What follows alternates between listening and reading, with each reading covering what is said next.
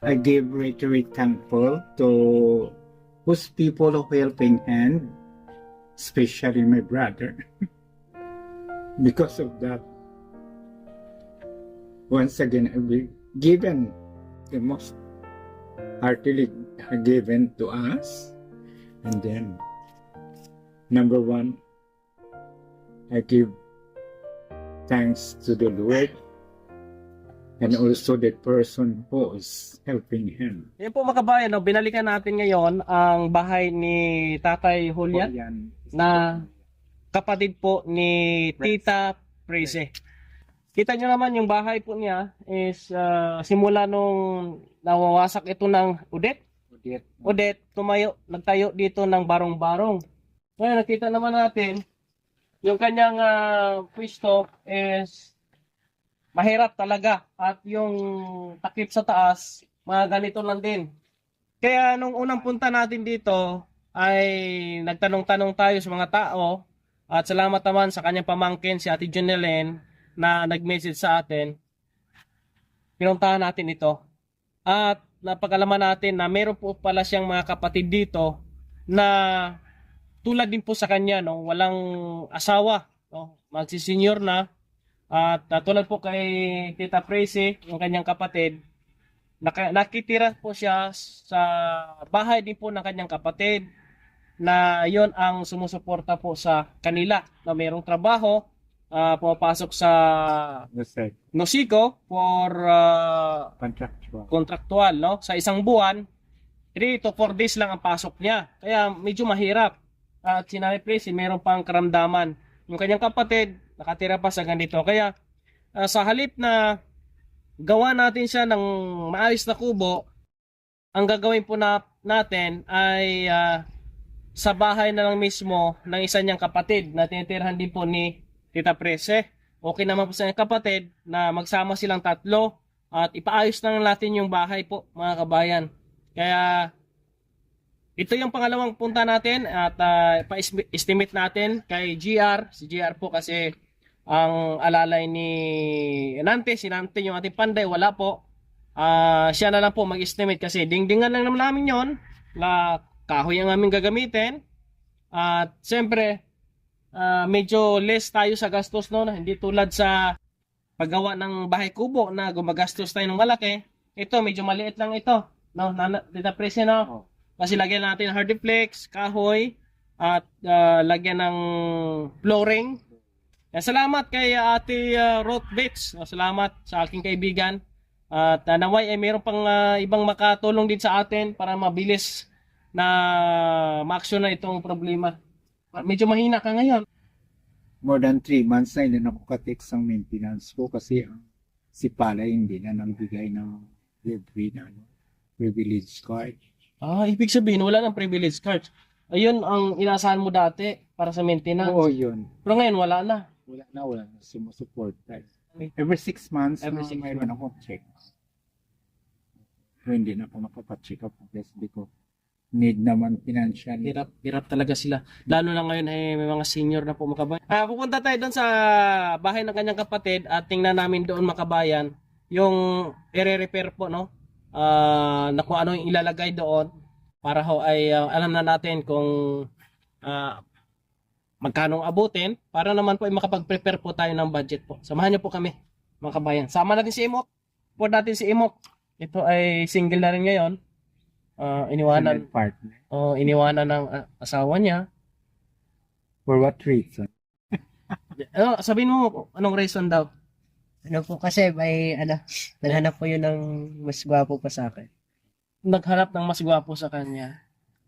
And that means you are not compatible. Hindi kayo bagay. Papunta kami doon sa bahay po ni Kuya, ano yung isang kapatid, may-ari ng bahay? Si Edmundo. Kuya Edmundo. Ayan, samahan niyo kami. Pupunta kami doon sa bahay ni Kuya Edmundo. Hindi kayo compatible daw, Mok, sabi ni Tita Prese. Anong mapapaya mo sa kanya, Tita Prese? Kay Imok, maghanap pa ba siya ng bago o hindi na? Anyway, comparing There is no one facing the ocean. There's plenty facing the ocean. You can find a person or a woman more than him, more than her. Naintindihan mo, Mok? Hindi. Ay, hindi na daw naintindihan, Tita Prissy. No, sige daw. English daw eh. Ang isa, Oh. ang usually, ang sa dagat, hindi lang isa ka isda. Damo ng isda ang sa dagat. Mangita ka naman sa iban nga babae na nakabagay sa isda. Oh. Naintindihan mo na, Mok? Ano sabi niya? Naghanap ako ng bagay sa akin. Saka na lang yan. Tsaka na lang daw, Tita Prissy. Oo. Tingnan mo si Tita Prissy, oh. Single, walang problema. Ito no. Si JR, walang problema. Single din yan. Tita Prissy, single po yan. Single din. Hindi naman kami compatible. Ayan, nalapit na sa bahay ni Kuya Edmundo. At tingnan mo yung likod. Dito, bulok na yung mga dingding eh. Tapos yung bintana, walang takip yan. Siguro, kung kayanin natin ang budget, pwede palitan lahat. Dito yung area. Please. Ito yung area, oh. Na kukubiran po natin. Tilipid mo. Pati yung kabila. Damage ko sa udit. Sa audit pa daw ito. Pero okay pa mga kahoy. Kahoy na lang ano natin dito, oh. Ilan ang ano? During the typhoon, watch out for you to sir. Oh? Ang may donated mo sa Gin-donate lang din to sa inyo. Yan, bulok dito. Bulok na din po mga kabayan. At ito, ito. walang ano ito. Walang mga takip yung bintana. Fabricated na lang ito, sir. Malit lang ito. Ha? Ano, 2x2 lahat ang gamitin natin? Bali, 2-3 dito. Ang flooring, siguro mga 5 bags naman. Ay, hindi abot. Baka 2 bags lang siguro. 2 to 3. Ano ito? Pintuan? O isarado na lang ini? So, ano sa sir? Para dili na lang Sunod. no abi si Tobian. Dito na lang. Saan yung higaan niya? Dito. Ay, ang pinto man dyan. Dito siguro ang higaan niya. Doon banda. Di doon, gawin ng kusina yun eh. Dito. Dili siguro sir, okay na dito siya oh. Sige, pinto man eh. Pinto man yan dyan. Dito na lang siya sa kabilang side. O, tapos kayong dalawa doon sa kabila din. Kung may sobra tayong budget, ito, pwede natin tanggalin yan, no? Ay, palitan natin ng hardiplex din. Kung mga pulo na hardiplex, kasya na dito? Sobra po yung expo. Hindi, ito, sa kabila pa, oh. Bulok ko yan, oh. Kulang po. Kulang, no? Hindi, unahin na lang muna natin dito. Kung mayroon pong budget na, ano, edi, makabili tayo ng additional. Kaya ka plano, gigman kami sir kung naman kami nakapantambay matadaan sa Venus sa December. Dili na lang kami pagama ng PR. Ibig sabihin wala kayong CR dito? Sa kapatid mo? Kabila. Mm. Bari corporation ito. Corporation pala yung CR nyo doon. Sira pang kuan kay nasira na yung Pang ano lang muna, pang samantala, doon lang muna. Kung sakaling may maitulong din kami sa CR, hindi gagawin natin dito. Pwede rin. Malaki na yan. Sige, linisin natin to pagka ano, i-clear natin ito dito. Tapos yung mga sinina naman ikuan. Kami kabinet dira gamay. Para may malagyan kayong mga damit. Tingnan na lang sir sa babaw kay every time basic mag ano bala. Sige, gawan na ng paraan. Unahin muna natin yung ano, yung madingdingan ito para maiplastar natin yung loob. Siguro by Monday, tingnan natin no, kung makapag-start tayo dito. And then hanap kami ng kahoy na pwedeng magamit dito. Ang 2x2, J, ilang ano, J? Pwede namin tingnan yung loob, Tita Prissy. Tingnan natin yung loob para magawan din natin ng assessment. Ang trabaho kasi ni Tita Prissy dati ay handler siya ng mga cockfighting. Tapos yung amo, Canadian. Kaya Inglesera. Ito ang kanyang loob, oh, mga kabayan. Dito sila natutulog, dalawa. Ito. Ito, yung bintana nila, walang takip. Ano yan, yung luna. Nakahiya naman. Sana, ako Hmm? inutusan ako na magkato ako sa DSWD. Mahingi ako ng study case. Then forwarded kay Chiding, Congressman, hindi naman ako pinansin. hindi ka pinansin doon sa Sa office ng ng ng office ni Chiding, ni Ralph Alvarez. Yun ang mga- bakit hindi ka nila pinansin? Lalo na mag-e-election ngayon, hindi ka nila papansinin. beforehand, tapos sabi nila may mga source of income ko kay kilala na kung sa kahit hindi subong kayo wala naman. Ay, noon yun. Noon. Ako katakol magtrabaho. Ngayon, wala ka ng trabaho. Mga handos-handos, hindi nang may asthmatic pa ko, sir. Mahina na yung ano mo. Siguro nakuha mo yan doon sa sa trabaho mo dati yung asma mo. Pwede ba Yes, yung sir. mga yung dumi ng Kay- manok? The trigger is ang itisang Oo. Yun na lang gagawin natin dito, Presi. I-clearin muna natin dito para matulungan kayong magkapatid. Maayos natin yung tahanan ito para yung isang kapatid niya mailipat dito para magkasama-sama na sila ng makabayan para mabilis pong matulungan po makabayan, no? Makahanap pa ako ng pang-additional. Ngayon may budget ako dito, hindi pa kaya sa materyales. Hanap pa ako ng ng another budget pa para mapunuan lahat, no? Makumpleto.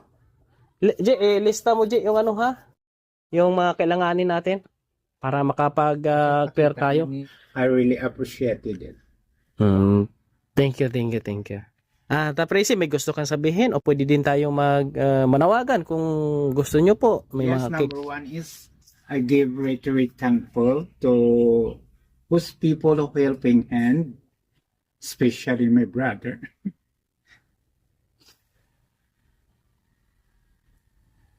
Because of that, once again, I'll be given the most heartily given to us. And then, number one, I give thanks to the Lord and also the person who is helping him, for giving us a cheerful giver, especially in the needs. Once again, give reiterating for thanks to people who could help us. Thank you so much once again.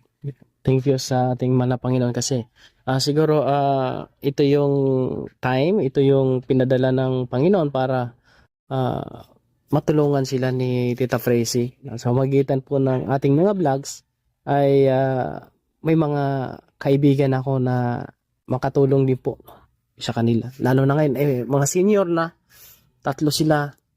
Mahirap yun pagka walang nakaalala, yung nakasupport. Suffering for deadly illness. Oo. Kaya yan. Oo. Malalampasan din yan. Importante na kayong magkapatid, magkasama kayo. And then always praying, sir, nga at the age of 10, my mother is estimated me nga mapatay na. But in spite for that, naka-reach na ko sa 68 years old. Damo nga trials in life. Tapos, simply mga seeking for my pastures to escape that poverty loop. But now, still living for the same living. Okay lang. Okay lang yan. At least, we're doing any in society, not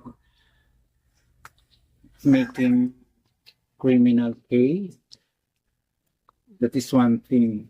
Di baling mahirap basta tayo ay isang People who mabuting tao. arms Oo. in society, you must be a model. No doing abnormal against the law. following. Importante po yan, Tita Presi, na yung wala tayong mga ginagawang hindi maganda. No? Si Tita Presi, isa sa mga ehemplo, no? Sa mga tulad po niya na ang matawag na ano yan, Homosexual. LGBT, no? LGBT Well, member. LGBT member na nilalabanan niya at hinaharap niya yung hamon ng buhay. No, kahit mahirap, nandyan pa rin siya na ano lang, umaasa lang na may ibang makatulong sa kanya, sa kanila, at habang buhay may pag-asa, no? Huwag mo lang pag-asa, mga kabayan. Dito na kami at babalik kami by Monday siguro. Kasi bukas may isang araw pa ako para maghanap ng budget dito para sa gagamitin namin sa mission namin dito. Naway ay maging successful at maging maayos, no? Maging malagay natin sila sa maayos. Tulad po ng iba nating matutulungan na walang bahay, na ilagay natin sa maayos na bahay ho hanggang na naging okay ang sitwasyon nila. Naway ay magiging tulad po, no? Din po sila, mga kabayan, at masuportahan din po ng ating mga kaibigan. Yung tulad kay Tita Presi, yung kanyang gamot. Importante po yan. Lalo ngayon ay maintenance talaga. Kaya maraming salamat po sa inyong lahat, ha. Thank you. Thank you. Thank you, sir. Ingat ka dito at babalik kami by Monday, no? Pero kung kayanin ko bukas, asikasuhin ko agad bukas. Ha? Abay tomorrow, may sideline ako, sir. Masadline ka? Anong sideline mo? Kay may derby, matagar ako sa mga friend. Masabit bala sa isang entuning. Taga-sabit ng ano, ng pangalan. Okay. Sige, by Monday na lang. Ano? Anyway nandito naman si brother. Sige. Basta kung hindi kayo maka bukas, by Monday. No? Yan po. Sige, once again, Thank you, Tita Presi. Yan po, mga kabayan, no? Yan na po ang aming pagpunta ngayon at ayusin namin yung sitwasyon po nila, mga kabayan, no? Thank you very much. Sana ay mayroong ibang makapahelp din po sa ating pong mission dito.